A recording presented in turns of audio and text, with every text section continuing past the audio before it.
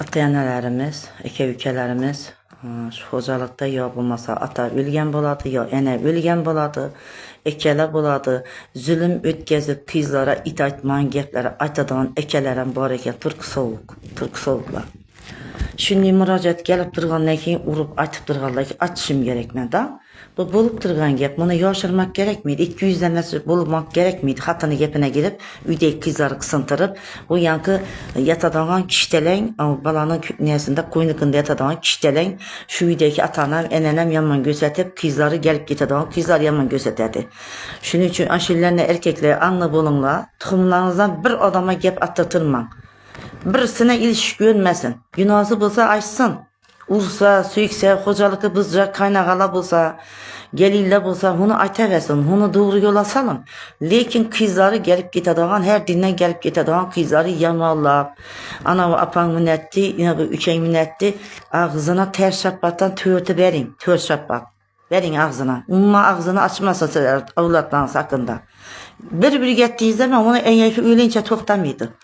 Kızlar hakkında, erkek hakkında bizekine gep batır mıydı doğrusu? Ben uluşkanda gep buluşum mümkün bir hataları boza. Gep batır mıydı? Mümkün mesahı.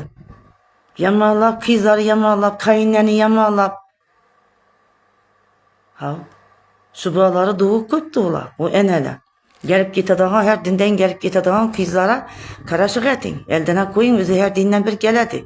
Sen ne ya pılsorak yemiydi, pılsorak yesen ber. Sen erkeksen. Eğer yezelek bulsan, eyalın gepine giradağın bulsan yezeleksen. Şu kızlara karap bilmesen, vaktinde kemçeligen kızlara karap bilmesen, pılın varı, mülkün varı birtin. Gövden bola veredi o. Gövde o hatırlardan barazı. Erkekin gövdesi. Aşının için öyle bir şetinle.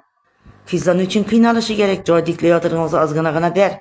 Pılın yok olsa gürüş ber. Ama gülünçün yok olsa yağından ber. Dım hiç vecin yok olsa şirin gepinden ber. Gözlüğünü akartırıp kara batırma tamaşa bin bolup. Çünkü sen şu kızın akasını koynukunda yatıpsan. Şunu enatasının nonunu yiyip mülküne iyi olup yatıpsan.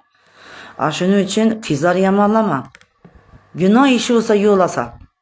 Belkitin günah işlerinin hemmesini yiyip çıkmaz. Şertemezsin. O günah olsa pelan et verdi bu. Pelan kesmeden siviş verdi bu. Ha. Arkayın dinleyen kızın kızlar yamallaman giyen savcılara. Şimdi izleme. Halan işlerimize temizlep şermende bulmanla. Şunun için ailede şu hem ağzı bir buluşu gerek. Hırsızınızı hürmet etmekleri bir yeninle.